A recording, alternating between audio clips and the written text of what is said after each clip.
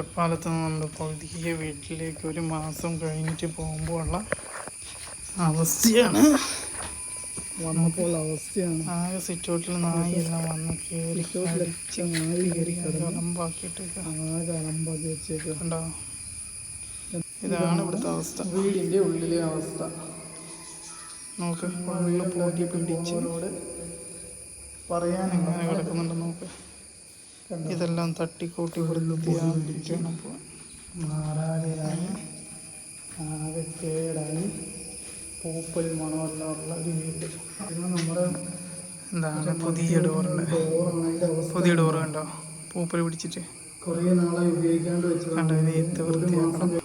എത്ര പൈസയുടെ ഡോറാണ്. അത് കഴിഞ്ഞ് ഞങ്ങൾ നല്ലൊരു 2 പ്ലാവും തൈ വെക്കാമെന്ന് വിചാരിച്ച് അളിയൻ കൊണ്ടുവന്ന പ്ലാവും തൈ. അത് അളിയൻ കുഴിച്ചിടുന്നുണ്ട് പ്ലാവും തൈ. ജപ്പാനാന്നാ പറഞ്ഞത്, നോക്കട്ടെ.